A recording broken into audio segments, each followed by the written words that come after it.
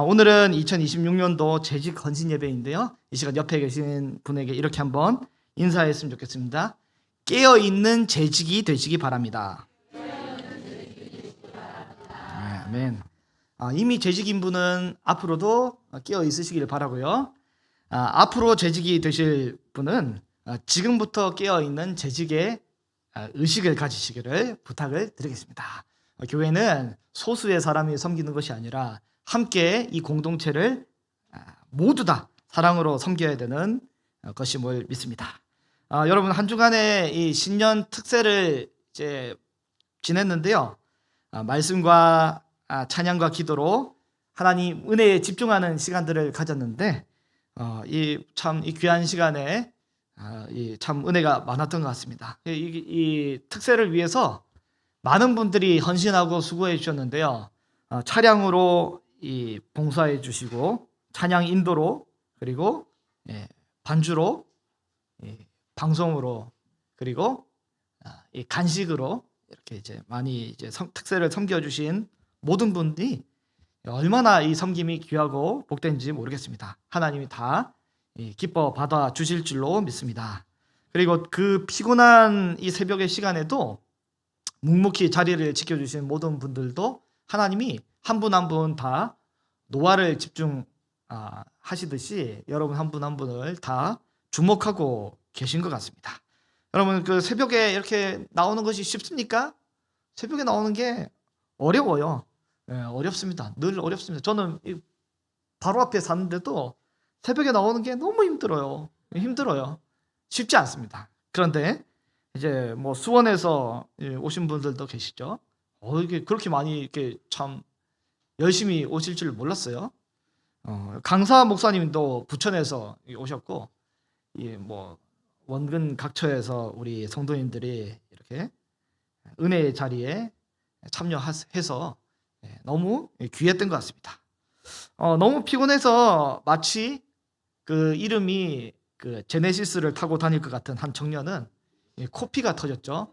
실제는 제네시스가 아니라 오토바이 타나요? 네, 아무튼 코피가 터지면서도 이 하나님 앞에 섬기는 귀한 이 투혼을 발휘하게 되는데, 여러분, 코피도 타이밍을 잘 맞춰야 돼요. 놀다가 터지면 의미가 없습니다. 여러분, 이번 특세에 우리 작년 성도들이 한 80% 정도 참석을 했거든요. 80% 참석하고 20%는 바쁘셨죠. 네. 그 새벽에 약속이 있습니다. 네, 아무튼 내년 특세에는 우리 작년 성도님들 80%가 아니라, 작년뿐만 아니라 우리 전 연령층, 전 교인의 100%가 참석하는 그런 은혜가 있으면 얼마나 좋을까요? 여러분, 이럴 때 또 아멘 안 하시더라고요. 여러분, 그 새벽 기도가 끝나자마자 여러분 어떻게 댁으로 가셔서 준비하시고 출근하셨나요? 아니면 곧바로 출근하셨나요? 모르겠네요. 요즘 작년 성도들은 대부분 직업이 있으시기 때문에 아마 이 일정들이 무척이나 피곤하셨을 것 같습니다. 무척 피곤하셨는데 한 주간 이 삶을 살아내시느라고 너무 고생이 많으셨고요. 저도 이 특세 이후에 강사님과 아침 식사를 하고 이제 곧바로 목양실에 앉아서 그 워크홀릭에 빠졌습니다. 그 새벽 시간에부터 연달아서 밤 11시까지 밥도 안 먹고, 이렇게 어떤 날은 새벽 1시까지 몰입해서 일을 했는데, 뭘 했냐면 설교를 이제 강사 목사님께서 저를 대신해서 그간에 이제 이번에 해 주셨기 때문에 저는 그간에 굉장히 찜찜하고 해결하지 못했던 문제를 해결하고 싶었어요. 그게 뭐냐면 바로 저희 교회 홈페이지 리뉴얼입니다. 홈페이지를 바꿔야겠다. 고쳐야겠다. 우리 교회 홈페이지가 처음에는 딱 만들었을 때 참 보기에 좋았더라. 참 보기에 좋았더라. 이런 느낌이었는데, 이게 관리가 안 되니까 엉망이 된 거예요. 엉망이 되었습니다. 이건 뭐 거의 흑암과 혼돈과 공허함이 가득한 그런 홈페이지가 돼버린 거죠. 그러나 이번 주 내내 재창조 작업을 거쳐가지고 다시금 빛과 질서와 그리고 충만함으로 약간 바뀐 그런 홈페이지가 되었습니다. 여러분, 지금 보지 마시고 예배 끝나고 보시기를 바랍니다.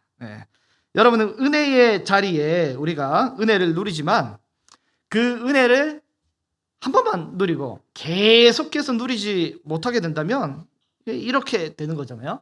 처음에는 아무리 잘 만들어 놓은 홈페이지라 할지라도 관리가 잘 되지 않는다면 다시금 혼돈의 카오스가 되듯이 특세 이후에도 우리가 하나님과 동행하며 우리 삶의 질서를 잘 관리를 하지 않는다면 안 되지 않습니까?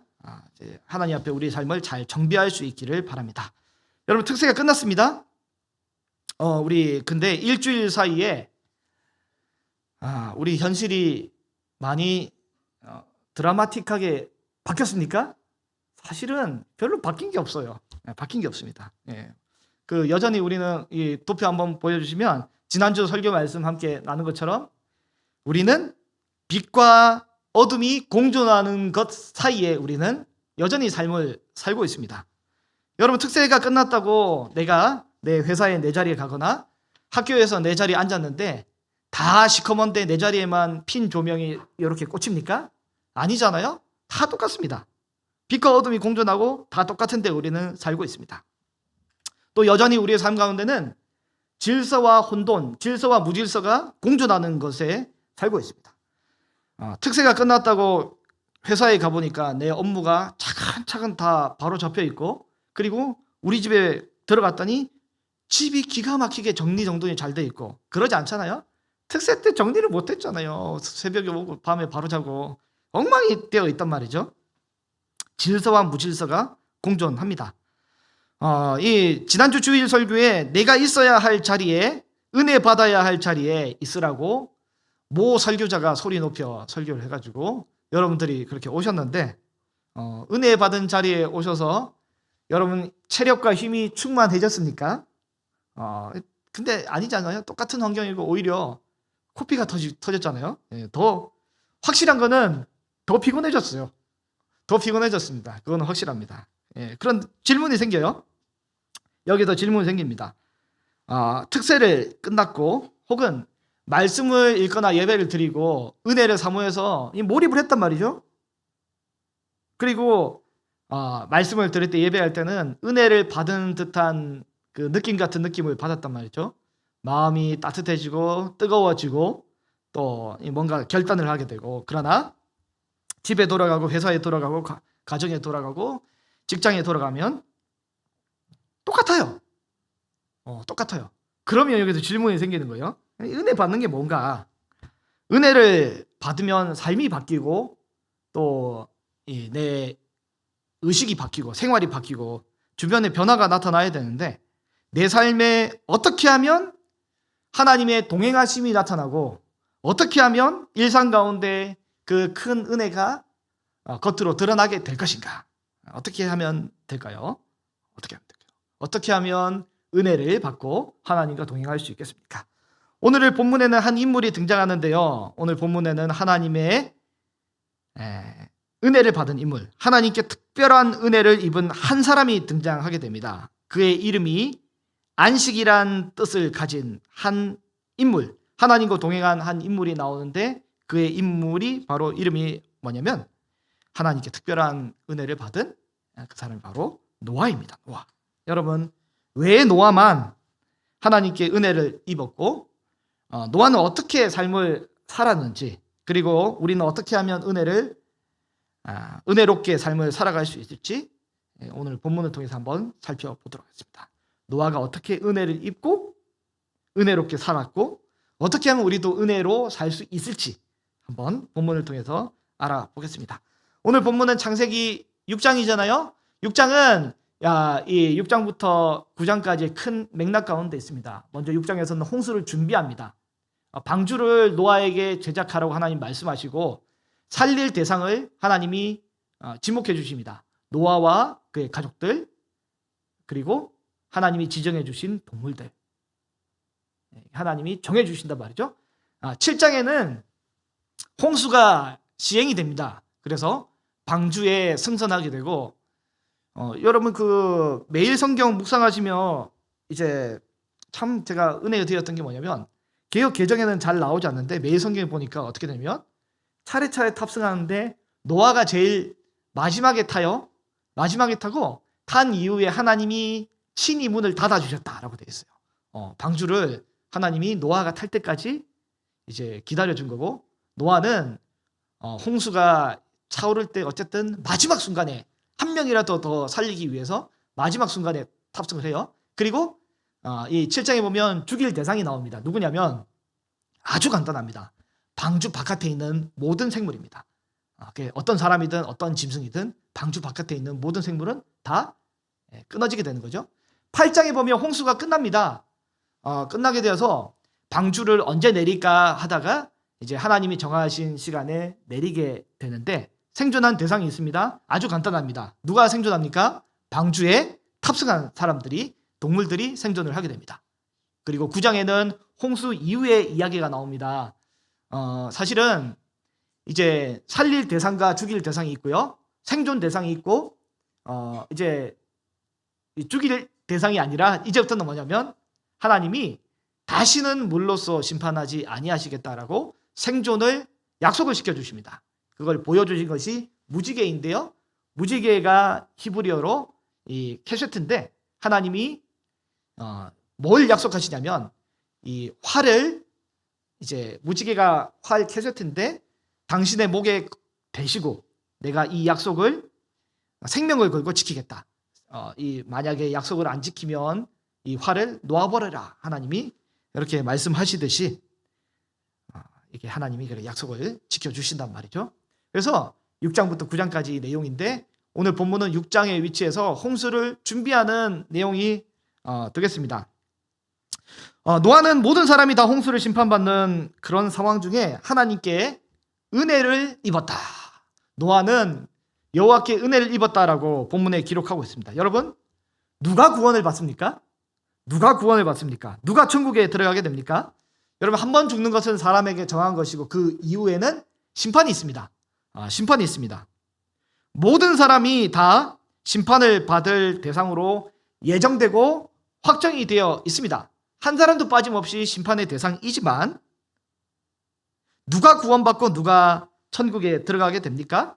바로 하나님 앞에 특별한 구원의 은혜를 입은 사람, 예수 그리스도를 믿는 그 사람이 이 천국에 들어가잖아요. 그런데 오늘 본문에는 이 시대에, 이 당대에는 누가 여호와께 은혜를 입었냐면 바로 노아가 여호와께 은혜를 입었습니다. 여러분, 질문이 있습니다. 왜 노아만 은혜를 입었을까요? 왜 노아만 은혜를 입었을까요? 다른 사람은 왜 은혜를 입지 못했을까요? 오늘 본문의 첫 번째 꼭지인데요. 심판받는 일반 사람들, 심판받는 다른 사람들의 특징을 한번 살펴보겠습니다. 심판받는 자의 특징입니다. 심판받는 자의 특징이 첫 번째 꼭지인데, 특징이 뭐냐면 자기가 원하는 대로 좋아하는 것을 취하며 살아갑니다. 이게 심판받는 자들의 특징입니다. 내가 원하는 대로 좋아하는 것을 취하며 살아갑니다. 오늘 본문 6장 1절과 2절 말씀인데요. 1절과 2절을 우리 한 목소리로 읽어보겠습니다. 사람이 땅 위에 번성하기 시작할 때에 그들에게서 딸들이 나니 하나님의 아들.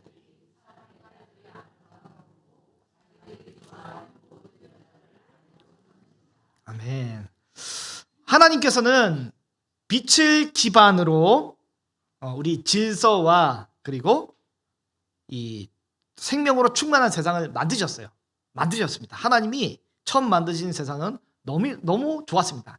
그래서 하나님이 뭐라고 하시냐면 하나님은 이제 그 만드신 세상에 대해서 보시기에 좋았다라고 하십니다. 하나님은 온 세상을, 모든 것을 다 만드시고 그 모든 것이 보시기에 심히 좋았다. 하나님 말씀하시는 거죠. 보다가 라라는 단어를 쓰는데 보시기에 너무 좋았어요. 그리고 보시기에 좋은 것을 하나님이 모조리 다 취하시면서 이건 다 내 거다 하신 것이 아니라 동물에게, 사람에게 다 각각 먹을거리로 풍성하게 나눠주셨어요. 하나님은 모든 것을 풍성하시고 모든 것을 나눠주신단 말이죠. 여러분 잘 기억하시기 바랍니다. 그런데 그렇게 아름답던 세상이 서서히 깨지기 시작하는 게 바로 뭐냐면 그 시작은 바로 아담과 하와가 자기가 보기에 좋은 보기에 좋은 선악과를 보고 먹음직 보암직해서 보기에 좋은 것을 어떻게 하냐면 따먹고 취해서 라카라는 단어를 쓰는데 이때부터 악이 시작됩니다. 하나님이 보시기에 좋은 대로가 아니라 내가 보기에 좋은 대로, 하나님이 보시기에 좋은 내가 아니라 내가 보기 좋은 하나님을 설정하려고 하고, 하나님이 원하시는 삶이 아니라 내가 원하는 대로 하나님을 조정하고 이끌고 싶은, 세상을 변화시키고 싶은 그 욕망들이 세상을 서서히 붕괴시키기 시작했습니다. 여러분, 하나님과 교제를 나누고 영적인 충전이 있던 에덴 동산, 이게 바로 거기서 안식일에 하나님이 복을 주시고 그 시간과 그 장소, 안식일이란 시간, 에덴 동산이란 장소에 하나님이 무한한 것을, 유한한 세상에 무한한 것을 공급해 주신다라고 약속을 해 주셨는데, 그 약속을 통해서 은혜를 받는 시간이 바로 뭔 시간이냐면 예배 시간 아닙니까? 예배 시간입니다. 예배 시간입니다. 그래서 여러분 오늘 잘 찾으셔야 돼요. 하나님이 하나님 나라의 어마어마한 은혜를 어느 그 빈틈을 통해서 우리에게 내려주실 건데, 그걸 잘 이렇게 캐치하시고 받아내셔야 돼요. 그냥 멍하게 있다가 가시면 안 되고요. 하나님의 은혜를 누리고 충전을 받으시는 저와 여러분이 될 수 있기를 바랍니다. 근데 이 가인의 후손이 있는데, 가인의 후손은 문명을 발전시키고 성장시키지만 이 문제는 뭐냐면 하나님과의 관계는 성장시키고 발전시킬 생각이 전혀 없어요. 나의 이 명예, 문화 많이 발전시킨단 말이죠. 그래서 너무 기술이 문명이 발전했는데 이거를 인간의 도덕성과 또 이 거룩성이 그걸 따라가지 못할 만큼 발전을 해버리게 됩니다. 여러분, 지금 온 세상에 무슨 일이 발생하고 있습니까? 이 AI 기술이 발전해서 사람보다 더 똑똑해지기 시작했습니다. 여러분, 굉장히 실제 사람보다 똑똑합니다. 우리 뭐 오픈 AI에서 만든 AI는, 그리고 뭐 XAI, 그다음에 또 구글에서도 제미나이, 이거 굉장히 사람보다 똑똑합니다. 너무 똑똑해요. 여러분 너무 똑똑해요. 근데 그 똑똑한 것이 요즘에 뭐가 돼 있어요? 이제 피지컬 AI라고 하죠. 이제 그게 이제 그 움직이는 기계로 이제 로봇으로 이제 나오기 시작하는데, 그런 것처럼 어떤 일이 발생했냐면 가인의 후손이 문명이 발전하고 또 발전해서 너무 발전하다 보니까 이게 사람의 어떤 존귀함과 아름다움을 상실시킬 만큼 그렇게 발전을 하기 시작합니다. 그런 다음에 어떻게 했냐면 그들이 만들어낸 문화의 결정체가 오늘 우리가 읽었던 본문 13절의 맨 마지막에 나오는 단어가 바로 뭐냐면 포악함이라는 단어입니다. 포악함. 포악함이 완성이 되기 시작합니다. 여러분, 흑암과 그리고 공허함과 혼돈, 이 창조전의 모든 악의 요소들이 조합해서 이제 물리적인 세상에 등장하기 시작했어요. 이게 바로 뭐냐면 포악함. 이게 사람들을 지배하기 시작했습니다. 이게 바로 홍수를 만들어내게 되는 원인이었죠. 그런데 셋의 후손은 어떻게 했냐면 하나님 앞에 경건하게 시간을 보내고, 이제 4장 말미에 보면 셋이 죽은 아벨을 대신에 태어나고 셋의 후손들이 비로소 뭘 했냐면 여호와의 이름을 부르며 예배하는 사람들이 되었습니다. 셋의 후손들은 경건한 자로서 예배하는 예배 공동체로 삶을 살게 되었는데, 그렇게 계속 흘러가면 좋은데 창세기 5장에 경건한 자들의 족보가 쭉 나오다가 6장 1절에 무슨 일이 발생하게 됐냐면 이 셋의 후손들이 독립적으로 삶이 구별되어 살아야 하는데 가인의 후손과 섞여서 혼합되어 결혼하기 시작합니다. 오늘 그 본문 2절을 보면 하나님의 아들들이 사람의 딸들과 결혼을 하잖아요. 하나님의 아들들이 사람의 딸들과 결혼합니다. 가인의 아들들이 셋의 딸과 결혼하고 섞이죠. 셋의 아들들이 가인의 딸들과 결혼합니다. 혼합됩니다. 그래서 아까 좀 전에 봤던 도표를 보면 어떤 일이 발생하게 되냐면 이 아들들이 뭐냐면 딸들의 아름다움을 이 보고 그들을 자기가 원하는 대로 아내로 취합니다. 선악과의 이 패턴과 똑같은 패턴으로 이렇게 취해버리죠.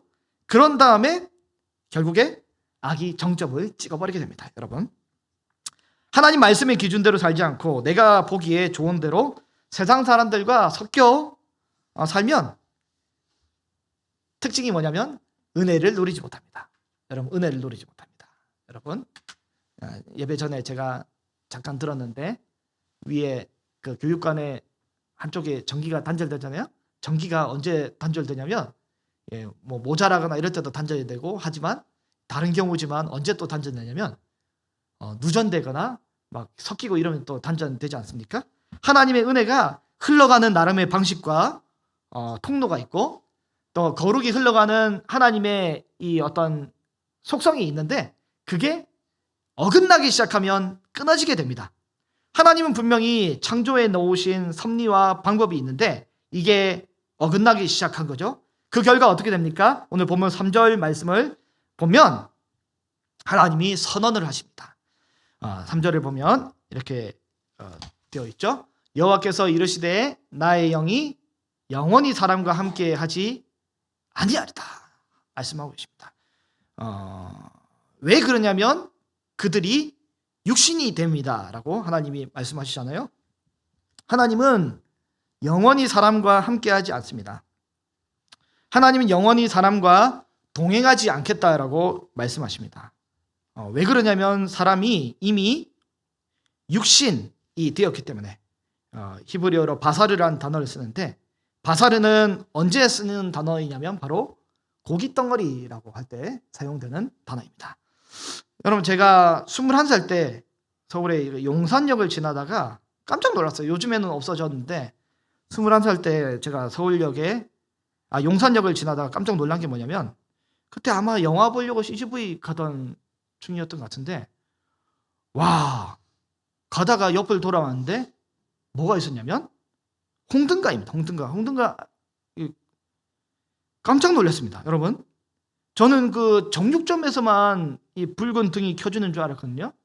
왜 고기 팔 때 왜 붉은 등인지 모르겠는데 예전에 붉은 등 켜놨잖아요. 근데 서울 한복판에 이 홍등가가 있는 거예요.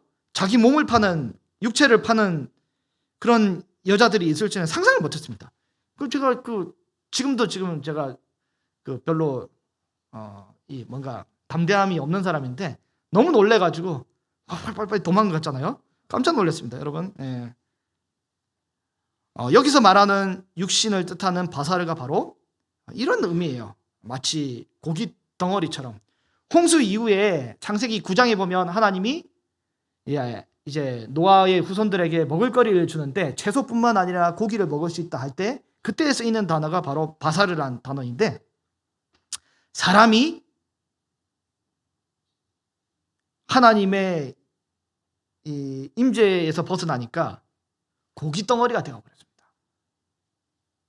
섞여서 혼합되어서 살아가니까 고기 덩어리가 되어버린 거죠.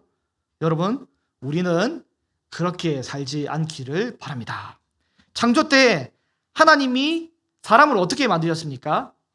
우리 창세기 2장 7절을 보면요, 하나님이 땅의 흙으로 사람을 지으시고 생기를 그 코에 집어넣으셨어요. 그래서 사람이 생명이 되었다라고 그렇게 기록하고 있습니다. 사람은 흙이었지만 하나님의 공급하심 때문에 생명이 되었습니다. 그런데 여러분, 생명이 없으면 아무 의미 없는 흙입니다. 여러분, 중요한 게 사람만 흙으로 창조된 것이 아니라 자세히 성경을 보면 동물도 흙으로 창조되었어요. 창세기 2장 19절에 보면 어떻게 되어 있냐면 제가 읽어드리겠습니다. 여호와 하나님이 흙으로 각종 들짐승과 공중의 각종 새를 지으시고 아담이 무엇이라고 부르나 보시려고 그것들을 그에게로 이끌어 가시니 아담이 각 생물을 부르는 것이 곧 그 이름이 되었다라고 하고 있는데 사람만 흙으로 지은 게 아닙니다. 동물도 흙으로 지었어요. 새도 다 흙으로 지었어요. 그런 다음에 사람의 차이점은 생기가 들어가니 사람이 생명이 되고 사람이 되는 거고, 그 사람의 어떤 존귀함이 나타나는 거지. 생기가 빠져버리면 사람은 뭐랑 구조가 똑같냐면 짐승이랑 똑같은 존재가 됩니다. 똑같은 흙이고 똑같은 고깃덩어리가 되게 되는 것입니다. 사람이 생기가 있냐 없냐가 사람의 존귀함을 결정하는 것이지 그의 존재 자체가 존귀함을 결정하는 것이 아닙니다. 그런데 지금 믿음의 사람들도 하나님의 아들들이든 딸들이든 하나님이 정해놓은 질서에 구별 없이 혼합되어 섞여서 엉망진창으로 살게 되니 하나님이 사람들을 고깃덩이, 동물 취급을 하기 시작합니다. 우리가 지난주에 성경 암송한 대로 창세기 6장 5절에 보면 사람의 마음이 어떻습니까? 여호와께서 사람의 죄악이 세상에 어떻게 해요? 가득함과 그의 마음으로 생각하는 모든 계획이 어때요? 항상 악하다, 악할 뿐임을 보셨다 한단 말이죠. 여기서 악하다는 말이 어떤 말이냐면 썩은 계란이나 아니면 깨져버린 계란처럼 쓸모없는 상태의 모습을 보게 됩니다. 하나님이 모든 이 천지 만물을 다 만드시고 맨 마지막에 그 활용 점정처럼 이제 사람을 딱 만드시고 와 잘했다, 하나님 심히 좋으셨는데, 여러분 그 설날에 이제 이 떡국을 이제 드실 거고 1월 달도 1월 1일 떡국 드셨는지 모르겠는데, 떡국을 그 한우 그 아롱 사태로 해가지고 기가 막히게 국물을 끓이고 그 이제 쌀도 좋은 쌀로 해서 갓 그 방앗간에서 뽑은 떡으로 이게 떡국을 끓이고 파도 유기농으로 해서 다 하고 맨 마지막에 계란을 풀었는데 계란이 썩었다. 이게 뭐예요? 이게 지금 하나님이 지금 이런 심정이신 거죠.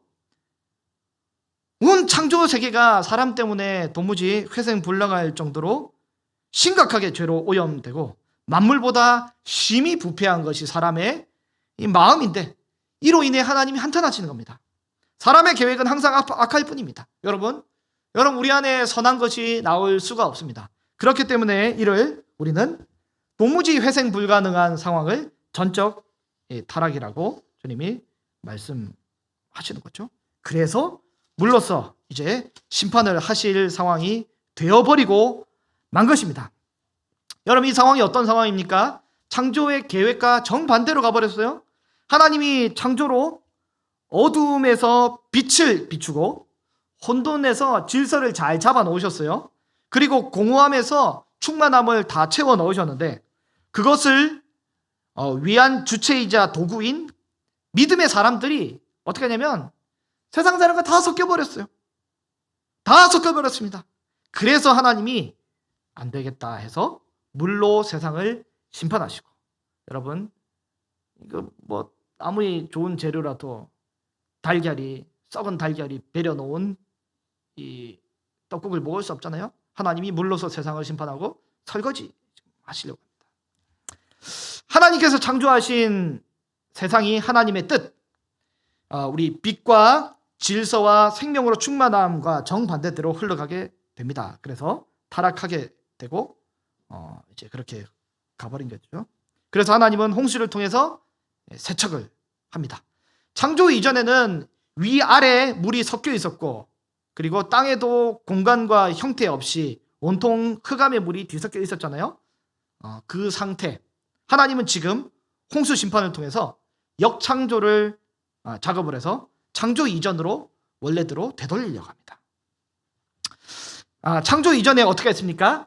성령께서 그 흑암 위를 수면 위를 운행하시며 창조를 하신 것처럼 그 깊음의 흑암 수면 위에 오직 성령께서만 움직이시며 창조 작업을 하신 것처럼, 이제 뭐냐면 노아의 방주 때는 어떻게 되냐면 온 세상이 다 이 흑암의 깊은 물에 다 잠깁니다. 그때 성령께서 운행하신 것처럼 오직 방주만 둥둥 떠다니며 창조 세계를 다니게 됩니다. 하나님이 역창조 작업을 하시는 거죠. 하나님이 온 세상을 다시금 이 역창조를 시작한 이후에 재창조 작업을 계획을 하고 계십니다. 이 존귀하고 귀한 일을 하나님은 누구에게 맡기시냐면 노아에게 맡기셨습니다. 노아. 여러분, 하나님은 하나님 나라 귀하고 복된 사명을 저와 여러분, 오늘 우리 재직들과 이 자리에 함께 있는 우리 성도님들에게 맡겨주신 줄로 믿습니다. 여러분, 노아에게 맡긴 이 귀한 하나님 나라를 이루는 이 과업을 우리가 잘 감당할 수 있기를 바랍니다. 오늘 두 번째 꼭지인데요. 그런데 노아는 은혜를 입었습니다. 이 와중에 노아는 은혜를 입었습니다. 창세기 6장의 이 본문에 보면 하나님이 심판하실 이유가 있고 그리고 은혜를 입은 한 사람이 등장하는데 이 은혜를 입은 한 사람이 바로 누구냐면 바로 노아입니다. 노아를 통해 방주를 만드시고 하나님이 홍수를 어떻게 진행하셔서 누구를 심판하실지 알려주시고요. 근데 중요한 것이 뭐냐면 노아가 이것을 다 하나도 빠짐없이 준행하기 시작했습니다. 세상은 이 가능성이 없는데 노아는 이 모든 것에 하나님의 뜻대로 준행하는 사람으로 등장하기 시작했습니다. 22절을 보면 노아는 하나님께서 명령하신 걸 다 준행했다라고 구조상 되어 있는데 그렇기 때문에 노아는 심판을 받지 않습니다. 오늘 본문 9절을 보면 어떻게 되냐면 노아는 의인이요 당대의 완전한 자라고 본문에서 칭하고 있습니다. 노아는 완전한 자라고 합니다. 완전한 자, 의인이라고 합니다. 여러분, 노아는 완전한 자고 의인이라고 본문에서 칭하고 있기 때문에 우리는 뭐냐면 믿어야 합니다. 노아는 의인이고 완전한 사람이에요. 본문에서 그렇게 기록되어 있어요. 욥기에도 똑같잖아요. 욥기에 보면 욥은 의인이고 완전한 자라고 욥기 1장에 기록되어 있잖아요. 그럼 욥은 의인이고 완전한 자입니다. 그런데 욥기에 쭉 보면 욥은 3장 지나고 나면 한 번도 의인인 적이 없어요. 완전한 적이 없어요. 불평불만과 저주와 하나도 의롭지 않은 모습을 많이 보인단 말이죠. 그런데 하나님은 욥기에서 보면 욥에게 의인이라 칭해준단 말이죠. 오늘 본문에 나오는 노아는 율법으로 전부 완전합니까? 준수하고 율법을 다 준수하고 티나 흠이나 주름 잡힐 것 없이 완벽한 사람입니까? 이 로마서에 보면 모든 사람이 죄를 범하여 하나님의 영광에 이르지 못한다고 하는데 사실은 완벽한 사람은 없습니다. 그리고 나중에 방주에 나와서 창세기 9장에 보면 어떻게 하냐면 노아는 술을 먹고 실수를 하잖아요. 그리고 아들을 통해서 저주를 또 퍼붓게 되는데 노아는 여러분 완벽하지 않습니다. 노아는 완벽하지 않습니다. 그런데 여러분 중요한 게 뭐냐면 성경에서 노아를 의인이라고 칭해줍니다. 노아는 당대의 완전한 자라고 칭해준단 말이죠. 의인이 아닌 자를 의롭다 하고 완전하지 않은 자를 완전한 자라고 해주는데 여러분 이게 뭡니까? 우리랑 똑같지 않습니까? 우리도 우리의 어떠함과 우리의 모습이 아닌 예수 그리스도 안에서 믿음으로 의롭다고 이신칭의 의롭다라고 우리 주님이 칭해 주시지 않습니까? 진짜 의로워서 의인이라 해주신 것이 아니라 그리스도를 보고 의롭다고 칭해 주는 것 아닙니까? 그래서 노아는 뭐라고 하냐면 여호와께 은혜를 입었다라고 그렇게 기록하고 있습니다. 은혜가 뭡니까? 받을 만한 자격이 없는 자가 거저 받는 것이 값없이 받는 것이 은혜입니다. 노아는 사실은 하나님으로부터 이 귀한 직무를 맡을 만한 자격이 없는 사람이지만 그러나 노아는 여호와께 은혜를 입어서 이 직무를 맡습니다. 여러분 오늘은 무슨 날이냐면 재직 헌신 예배 아닙니까? 재직 헌신 예배입니다. 대한예수교 장로회 헌법에 재직은 어떻게 되어 있냐면 서리 집사 이상이 재직으로 되어 있습니다. 여러분 오늘 앞에 나오신 분들은 다 뭐냐면 재직이고요. 다른 말로 헌법에 따르면 교회 직원입니다. 교회 직원. 잠깐만요. 여러분 목사님 교회 직원은 목사님만 해당되는 거 아닌가요? 여러분 아닙니다. 그러면 장로님까지만 해당되겠죠? 여러분 아닙니다. 이 대한예수교 장로회 헌법에는 서리 집사 이상은 교회 직원입니다. 여러분 그 재직 증명서를 필요하시면 한번 말씀해 주시고요. 여러분 안수받은 장로, 안수받은 집사, 안수 집사님은 항존직으로서 만 70세에 은퇴하기까지 어쨌든 교회의 직원입니다. 직원이고요. 임직을 받은 권사님 그리고 1년에 한 번씩 임명받는 서리 집사님도 헌법에 따르면 임시직입니다. 권사님은 좀 애매하게 적혀 있어요. 만 70세에 은퇴를 하는데 권사는 안수 없는 종신 직원이라고 적혀 있어요. 은퇴하면 뭐냐면 은퇴 권사입니다. 권사는 은퇴가 없습니다. 은퇴해도 은퇴 권사입니다. 다 직원이네. 이게 갑자기 알았으면 직원 안 할 텐데 갑자기 직원이네요, 여러분. 뭐 한번 이제 피택 받은 분은 종신직입니다. 종신직. 은퇴하면 은퇴 장로, 은퇴 권사 이렇게 되는 거죠. 나는 평범한 사람인데 교회 직원이라니 내가 어떻게 교회 직원이지? 라고 생각할 수 있겠지만 오늘 본문에 나오듯이 하나님은 평범한 노아를 통해서 하나님의 위대한 일을 만들어 가시는 그런 위대한 일을 하나님은 우리 평범한 재직들을 통해서 그 일을 이루고자 하십니다. 여러분, 노아는 여호와께 은혜를 입은 거죠. 그래서 이 일을 감당하게 됩니다. 마지막 꼭지입니다. 그렇다면 우리는 어떻게 은혜를 입을까요? 우리는 어떻게 은혜를 입고 이제 믿음으로 복된 삶을 살아갈 수 있을까요? 8절에 오늘 본문에 노아는 여호와께 은혜를 입었다라고 하지 않습니까? 사람들은 자기가 보기에 좋은 대로 삶을 살지만 성도는 하나님께서 주시고자 하는 은혜를 예배를 통해 얻어냅니다. 그래서 하나님이 만들어 놓은 창조 질서 가운데 생명으로 충만하게 되는 것이 바로 성도의 삶입니다. 새는 하늘에 있을 때, 그리고 물고기는 바다에 있을 때, 동물은 땅에 있을 때 충만해지지만 사람은 에덴 동산에서, 성도는 하나님이 정하신 시간과 장소에 하나님의 은혜를 받아야 충만하게 되는 것 아닙니까? 여러분, 우리 귀한 성도님들, 특세를 통해서 하나님의 은혜를 받은 것도 있지만 오늘 본문에 나오는 노아처럼 늘 하나님과 동행하는 그런 특별한 은혜가 있기를 간절히 원하고 소망합니다. 에덴 동산에서 추방이 되고 없어요. 그러면 노아는 어디서 안식을 얻었을까요? 노아는 그 이름의 뜻이 안식입니다. 노아는 어디로부터 안식을 얻었냐면 여호와께로부터 은혜를 얻고 힘을 얻고 안식의 힘을 충전을 받은 것입니다. 에녹이 하나님과 동행한 것처럼 노아도 하나님과 동행하였습니다. 우리도 평소에 매일 성경 그리고 말씀과 기도를 통해서 우리가 있는 바로 그 자리에서 하나님의 은혜를 여호와로부터 충전을 받을 수 있는 그런 귀한 은혜의 사람들, 또 은혜의 재직들 될 수 있기를 간절히 소망합니다.